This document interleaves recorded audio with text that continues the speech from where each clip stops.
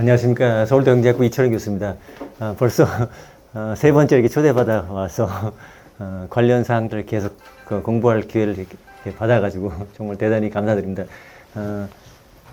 우리 김은철 회장님께서 국가채무의 인계 진단과 재정지식 관련된 여러 다양한 논의, 워낙 누구보다도 더 컴프레hen시브하고 또 더 리얼리스틱하게 또 설명도 또 워낙 더 잘해주신 것 같습니다. 그래서 사실 거의 모든 부분에 제가 다 동의하고요. 저는 제가 다른 방식으로 오랫동안 공부해온 그런 맥락에서 이걸 다시 한번 재해석해보는 그 정도 시간을 제가 갖도록 하겠습니다. 다른 무엇보다 이제 본 논문은 국채 한도에 대해서 종합적이고, 그죠? 대부분 다 어떤 한두 측면에서 제도적이거나 아니면 역사적 측면에서 얘기했는데, 그리고 이론적 측면에서 얘기했는데, 이걸 다 망라해서 할 수 있는 그런 부분은 쉽지 않은데, 김은철 교수님 역시 그 계량 경제까지 포함한 이런 어떤 연륜이 있다 보니까 이런 걸 다 망라해서 정말로 제복이 잘 발표해 주셨고요. 그 다음에 아마 시간이 되신 분들은 재정학회장 취임사를 한번 보시면은 거기서 지금 재정을 어떻게 이해하고 있는가에 관한 그런 관점이 잘 있는데, 저는 그걸 보고 물론 이제 동료 경제학자지만 제가 보고 이 정도로 그리 잘 되는 걸 제가 최근에 잘 못 봤는데 하고 저 스스로도 정리할 수 있는 좋은 시간을 가졌고요.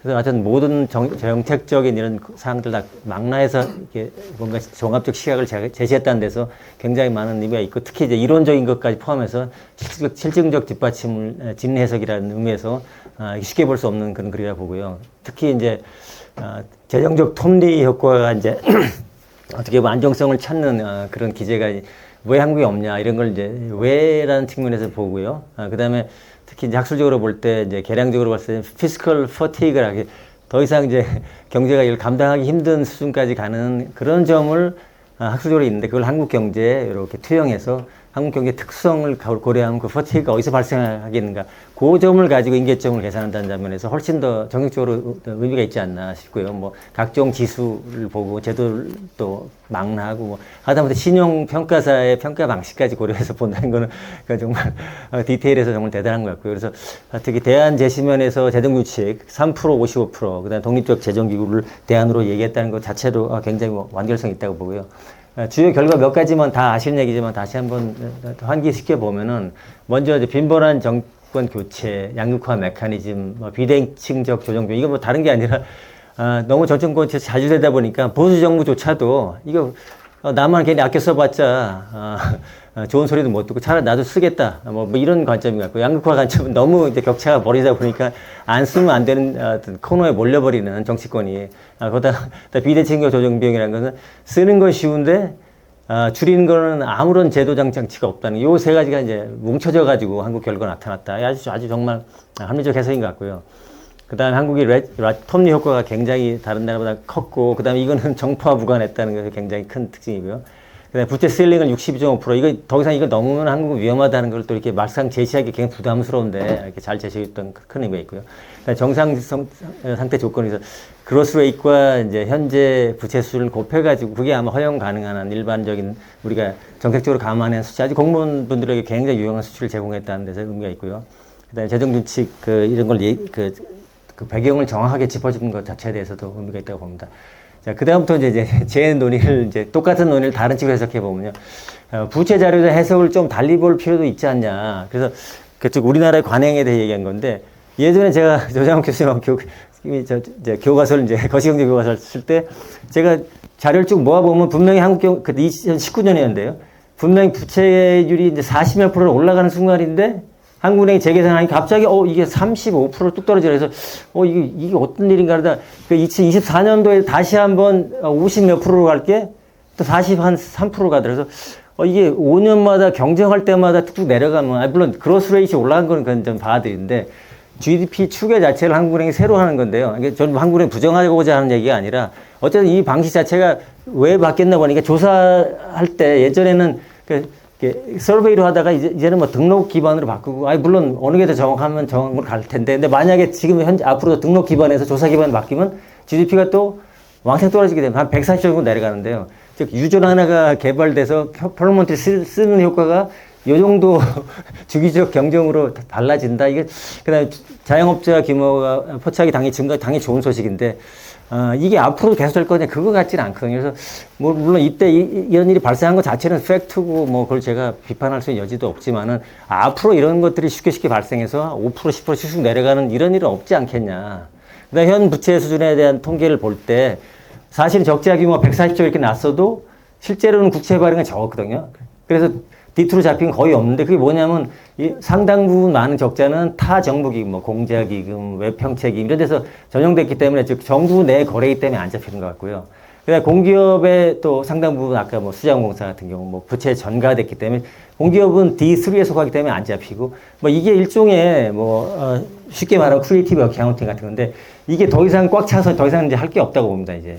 그래서 이런 게 없었으면 아마도 지금 훨씬 더 뭔가 크게 잡힐 수 있었는데 그래서 제가 본 포인트는 1, 2 아까 말한 그런 마진이 앞으로는 더 이상 이제 계속 5%를 하는 게 가능하겠냐 그렇지 않을 것 같고요. 자연소득 파악 더 쉽게 잘 되겠냐 그렇지 않을 것 같고요. 타기구나 충당 이거 잘 안 될 거고 공기업 부채기 이거 잘 안 될 테고 경제 성장 추세 하락이기 때문에 앞으로 지금까지 경험했던 이런 매직도 잘 없을 것 같다. 그리고 그냥 직관적으로 봐서 만약 그게 가능하더라도 지난 9년간 대충 16%포인트 증가했는데 요거 사물 곱해보면 그래도 한 48밖에 안 되니까 지금 뭐 50이라고 해도 지금 이 속도의 재정 관행을 30년 동안 지속해도 100%밖에 안 되니까 괜찮지 않냐 이렇게 해석하는 건데 이건 그럴 것 같지는 않거든요. 그러니까 여러 가지 앞으로의 상황을 보면은 지금 이런 식 어떤 관행과 대처는 사실은 정상적인 국가라면 이렇게 하지 않을 것 같다는 생각이 좀 가지고 있습니다. 그 다음에 뭐 김철 교수님께서 뭐 결과적으로 여러 군데서 말씀하셨지만 부채 수지 이런 것들은 재정 상황에 대한 불안전한 개념인 게요. 사실은 부채 수지 이건 다 현금주의로 얘기한 것이고 만약에 기업이 돼가지고 우리가 나스닥 또는 뭐 S&P로 이제 미국에 상장됐다면 그 사람들은 분명히 발생주의 기준으로 앞으로 얘 기업의 수익성을 다 평가할 겁니다. 사실 이건 조금만 기업만 같아도 이 상태에 대해서 누구나 다 알 수 있는데 정부가 그런 걸 얘기 안 하고 현행 기준으로 본다. 이건 사실 어떻게 보면 약간 유치한 개념일 수도 있는데 그래서 이런 논걸 가지고 그 뭔가 그 재정 관행을 얘기한다. 이거 정말 참 어떻게 보면 개탄스러운 사실일 수 있는데요. 그래서 결과적으로는 궁극적으로 이게 재정 지출을 이렇게 하면은 앞으로 왜 세금도 보험료 30% 내고 청년 세대가 세금 30% 60% 이상 예를 들어서 부담한다면 이게 가능하겠냐 이거죠. 생활 자체가. 그런 면에서 이거 너무 눈에 다 보이고 다 알 수 있는 얘기인데 이거를 이렇게 계속해서 뭐 외국 기준에 어떠니까 넘어가고 이거는 좀 그렇지 않나 하는 생각이 좀 듭니다. 그리고 세 번째 점은 결국 왜 이런 현상이 언론에서 논의가 되지 않고 그냥 무방비로 계속 이루어지냐는 사실은 경제에서 이런 걸 다 도덕적 해이로 해석하거든요. 남의 일, 누구의 일도 아닌 건데 여기서 제가 볼 때는 재정이 늘어서 이렇게 계속해서 4%로 계속해서 쓰겠다고 이제 천명한 건데 거기에 대해서 정부는 당연히 이유가 있겠죠. 왜냐하면 가급적 그 재원을 많이 이용해서 어떤 정치적 베이스를 구축하고 싶은 욕구가 있고 그럼 국민들께서 거기에 대해서 이거는 문제가 있다고 지적을 해야 되는데 국민들도 이건 이런 기조로 가는구나 한 거를 이미 다 알고 있고 그래서 그런 기조를 소위 말해 합리적 기대를 하는 거죠. 즉 정부가 결국은 부채를 감당하기 어려운 수준, 예를 들어서 OECD 평균 수준까지 갈 때까지는 가는 거구나 이 추세는 갈 때까지 계속해서 어떤 여분의 재원을 지금 땡겨줄 수 있기 때문에 그걸 활용해서 경제 활동을 하면 되겠구나 하고 국민들까지 다 이제 파악한 거라 그죠. 그래서 이걸 제가 모형으로 저희 학생들하고 같이 했는데 부채 편향성을 OLG 모형에서 보는 건데 그죠. 그래서 사람들이 합리적이라는 거는 미래에 정부가 어떻게 쓸 걸 다 알고 원래대로 하면 리카디안적이라면은 알긴 알지만 이게 양심적으로 나 이건 아닌 것 같다 싶어서 반론하지만 리카디안적이 아니라 그야말로 셀피시하면은 그래 이 기준을 내가 이용해서 달성대까지 가겠구나라고 생각하는 그런 식 어떤 모형을 이제 상징한 거죠. 그러면 어떤 결로 나타나냐면은 부채가 더 이상 연장 예를 들어 제가 계산한 130% 정도 나오는데 130% 이상이 되면 문제 생길 거 알기 때문에 그 전까지는 계속 오케이구나 하고 개인들이 받아들이고 돈을 더 쓰는 거죠.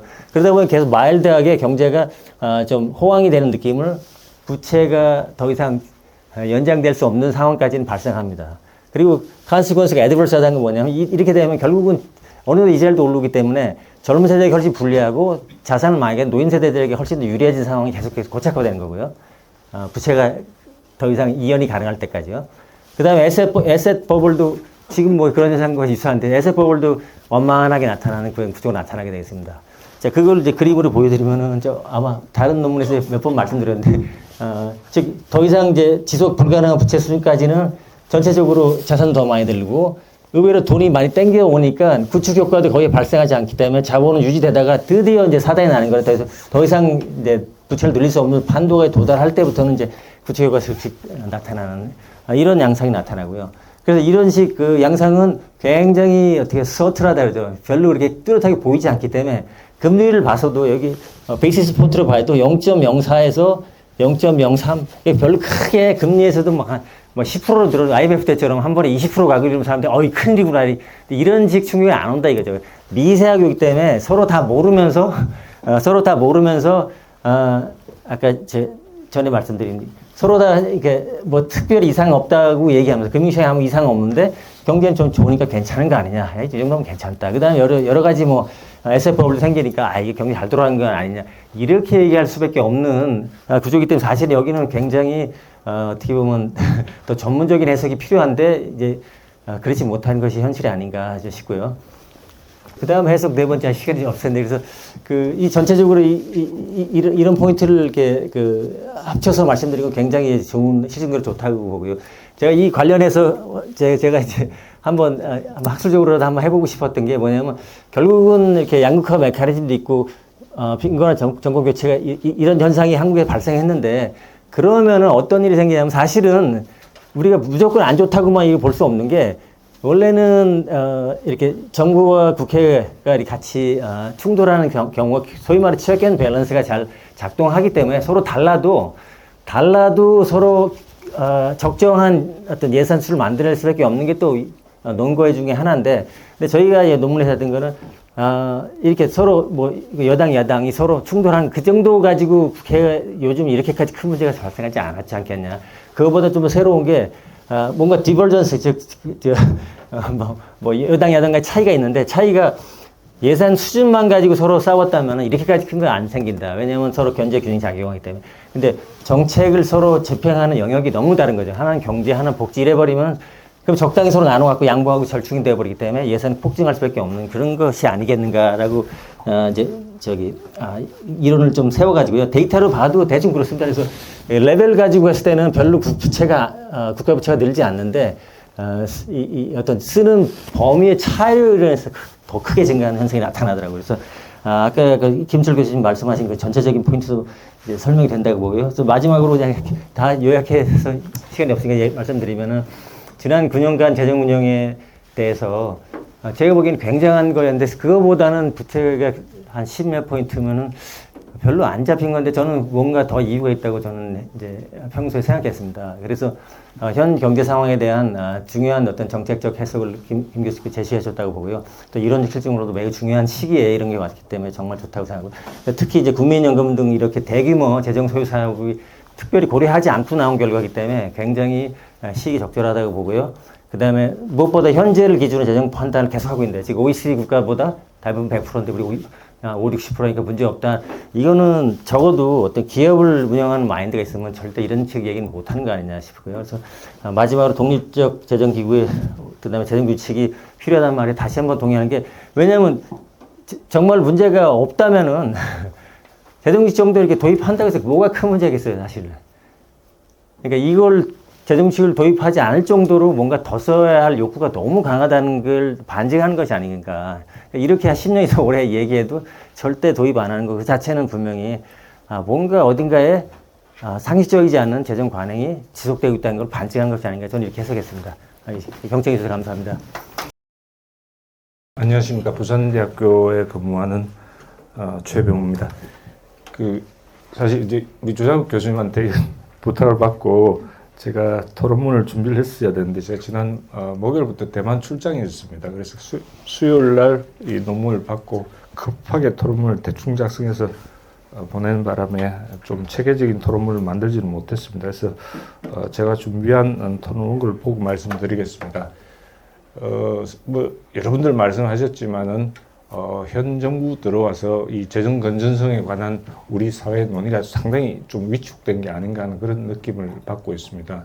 왜냐하면 정부 기조 자체가 워낙에 재정을 확장하자는 주의고, 또 최근에 이제 이 반도체 경기 때문에 세수가 엄청나게 늘어날 거라는 예측하에서 뭔가 좀 더 우리 좀 여유를 누려도 되지 않겠느냐 하는 그런 어떤 사회적인 기대 이런 것 때문인 것 같습니다. 근데 뭐 잘 아시겠지만 지난 몇 주 전에 발표된 IMF 보고서가 사실은 거기서 전망하고 있는 우리나라의 채무 비율은 기재부에서 이야기하는 그 국가재정 운영 계획에 넣은 수치하고 그렇게 안 다릅니다. 그러니까 우리도 이미 그렇게 예상을 하고 있었는데 워낙에 그에 관한 논의가 위축되다 보니까 그 자체가 우리한테 하나의 충격을 줬고, 그게 또 이제 막 언론에도 다시 한번 뭐랄까 우리가 이 국가 이 재정 건전성에 관해서 새로 한번 생각해 볼 계기를 마련한 게 아닌가 하는 그런 생각을 가져봅니다.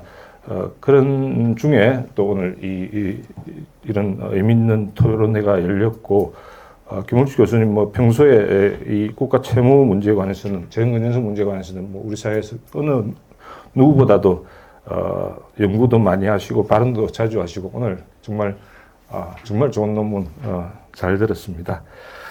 저는 여러분들께서 이제 좀 학술적이고 또 다른 나라의 이제 데이터를 이용해서 여러 가지 말씀하셨는데, 저는 이제 우리 사회에서 나타난 최근에 그 재정 관행이랄까요, 이런 점에 대해서 좀 제가 제 스스로 이렇게 가서는 안 되는데 이건 좀 고쳐야 되겠다는 그런 문제점 중심으로 몇 가지 말씀드리겠습니다.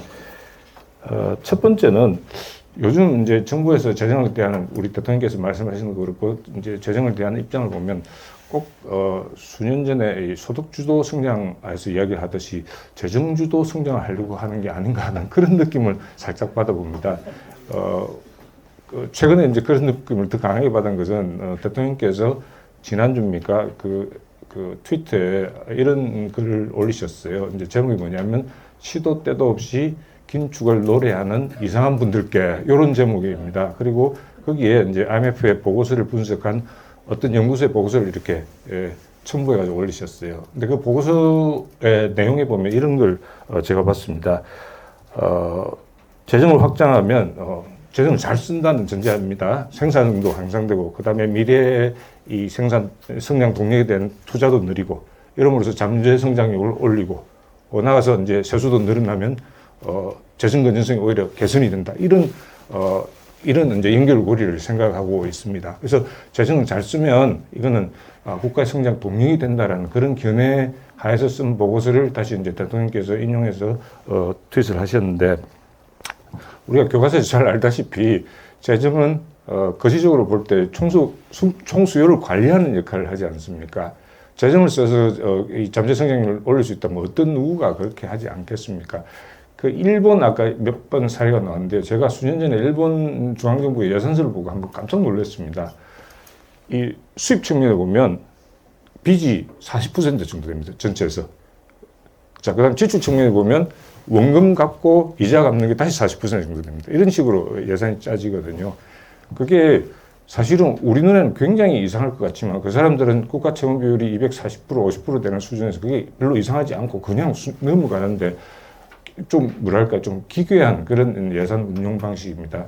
그래서 일본이 잘 아시겠지만 국가 채무가 그렇게 늘어난 배경은 지난 잃어버린 30년을 지나면서 재정을 통해서 계속 경기를 진작시키는 노력, 중앙정부도 그렇고 지방자치단체도 그렇고 그런 걸 거듭해왔고, 그 결과 채무가 늘었는데 과연 그러면 경제는 회복에 도움이 됐냐면요. 그 일본에서 굉장히 많은 연구들이 발표됐습니다. 하나같이 보면 1, 2년 혹은 2, 3년의 단기적인 효과는 이야기를 하지만은 뭐 결과적으로 일본 경제가 회복을 못했다라는 이 결론은 전혀 예외가 아니거든요. 그래서 우리 사회도 혹시 특히 이제 좀 더 우려되는 게 내년에 역대 최고의 세수가 이렇게 있을 것이다, 마련될 것이라는 그런 기대하에서 좀 더 이 재정을 확장하려는 그런 어떤 정부의 기조가 탄력을 받지 않을까 하는 그런 상당히 이제 좀 우려스러운 부분입니다.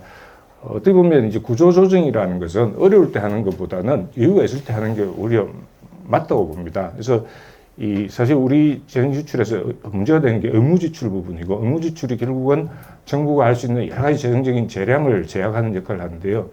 의무지출 구조를 자세히 보면 세 가지 부분입니다. 아시겠지만 법정 사회복지 지출이 있고, 그 다음에 지방자치단체와 지방교육자치단체에 대한 그 교부금이 있습니다. 그 교부금이 전체 업무 지출의 약 40%를 차지합니다. 이거는 법에 의해서 그냥 학생 수가 늘든 줄든 뭐 지출 수요가 있든 없든 그냥 갑니다. 그래서 이런 것들을 우리가 조금 이렇게 뭐랄까 사회복지 지출이 빠르게 늘어나면서 재정이 좀 이렇게 이 스트레스를 받기 시작할 때 좀 구조가 조정되었어야 하는데 계속 미루고 지금 여기까지 온 거거든요. 그래서 모르겠습니다. 지금 뭐 좀 뭐랄까요, 지금 한참 선거가 시작되고 있지 않습니까?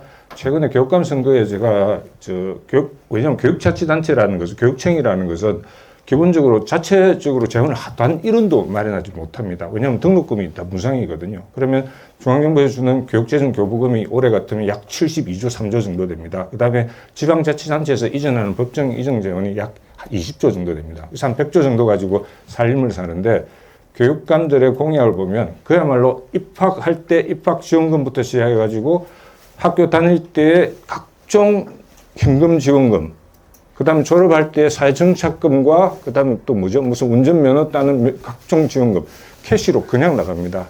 그래서 이게 비단 교육청의 사례뿐만 아니고 이전에 우리 무상교육 뭐 반값 등록금 이런 게 유행했지 않습니까? 근데 최근에 보면 지방자치단체에서도 어마어마한 현금이 그냥 살포됩니다. 그것뿐만 아니고 재정이 해야 될 영역이 굉장히 흐려지고 있다는 저는 느낌을 받습니다. 그러니까 잘 아시다시피 재정은 자원 배분 기능, 소득 분배 기능 이게 한정돼야 되는데 우리 사회에서는 언젠가부터 사적 영역에 대해서 재정이 굉장히 많이 침범을 해가지고 있습니다. 그러니까 예를 들어서 지역사랑 상품권 이런 것도 대표적입니다. 그러니까 그건 가격 보조거든요. 재정으로 가격을 보조하는 거고 온누리 상품권도 마찬가지고 경우에 따라서는 사적재를 직접 공급하기도 합니다. 그러니까 시골 같은 데 가면 뭐 체육시설이라든지 목욕탕이라든지 이런 것들 다 민간이 할 역할을 재정으로 다 하거든요. 그러니까 이런 관행들이 점점 심해지고 있다는 게 상당히 좀 우려스럽다 하는 거고요. 제가 좀 두서가 없습니다. 그래서 그 다음에 또 하나 문제는 이제 우리 사회에서 이제 여러 가지 형태의 양극화 혹은 불균형이 나타나는데 우리 경제학 교과서에 보면 소득 불균형은 재정이 적극적으로 개선을 해야 되는 그런 역할 중에 하나입니다. 그래서 소득 불균형을 우리가 재정을 통해서 소득 재분배를 하면 진위 계수가 좋아진다든지 뭐 이런 식으로 측정도 가능하거든요. 근데 언젠가부터 우리 사회에서는 각종 다양한 형태의 사회적으로 나타나는 불균형이나 양극화 문제를 재정을 통해서 해결을 하려고 하고 있습니다. 대표적인 것 중에 하나가 지역 간 불균형입니다. 수도권과 비수도권 혹은 뭐 도시와 농촌 간의 불균형도 재정을 통해서 해결을 하려고 합니다. 그 다음에 뭐 전통시장과 대형마트 간의 불균형 이런 문제 혹은 섹터 간 다양한 형태의 섹터 간 불균형도 다 재정을 개입해서 해소를 하려고 하거든요. 그러다 보니까 물론 사회적 약자를 보호한다는 그런 뭐 장점도 있겠지만은 결과적으로 뭘 잘 아시다시피 이게 이 마진하란 그런 영역이 자동적으로 퇴출되고 새로운 영역이 들어오고 이런 식으로 사회가 어떤 구조적으로 발전을 할 건데 그걸 국가가 들어서 지방자치단체가 들어서 계속 지체시키고 있는 이런 부작용도 분명히 나타난다고 봅니다. 그래서 이제 뭐 어쨌든 뭐 두서없이 말씀을 드렸습니다만 결국 이제 우리 사회에서 지금 중요한 거는 재정이 과연 어디까지 역할을 해야 될 것이냐. 그러니까 뭐 교과서에 나오는 것뿐만 아니고 이제 시대가 변했고 사회가 변했고 우리가 지금 가지고 있는 사회 경제 환경 하에서 우리나라 재정이 최근에 굉장히 두서없이 무분별하게 이렇게 영역을 확장하고 적자를 채무를 계속 지면서 이렇게 채무별이 늘어나는 이런 수순을 밟아왔는데 과연 그런 것들을 우리가 어디까지 용인을 하고 어디까지 우리 사회가 용납할 수 있는 재정의 역할인가에 대해서 좀 더 냉정하게 우리가 다시 한번 진단을 해봐야 되지 않겠느냐 하는 그런 말씀을 드려봅니다. 그리고 김우철 교수 아까 굉장히 스트릭트하게 그 채무의 상한을 제시를 하셨는데요. 저는 좀 죄송하지만 좀 불가능할 것 같습니다. 지금 우리는 어떤 조정도 없이 그 법적으로 늘어나는 이런 지출이 지금 뭐 이게 정말 어마어마한 속도로 빨라지고 있는 상황이니까 지금 좀 더 이제 솔직히 말씀드리면 제가 보는 현실적인 목표는 속도를 늦추는 거지 세일링을 엄격하게 정한 데서 거기서 과연 돌아갈 수 있을 건가. 특히 우리 정치적인 구조하에 그런 느낌도 있고 또 국민들이 이미 체감하고 있는 이 공짜 재정, 공짜 복지에 관한 이런 것들 있잖아요. 굉장히 저는 무서운 거라고 봅니다. 그래서 어쨌든 우리 학자들이 계신 재정에 관심을 가진 여러분들이 좀 더 목소리를 내주시고 좀 더 많은 논의가 이어져서 정부가 지금 정신없이 나가는 이런 좀 중독적인 현상도 좀 우리가 제어를 할 수 있으면 하는 그런 바람입니다. 예, 이상입니다. 감사합니다.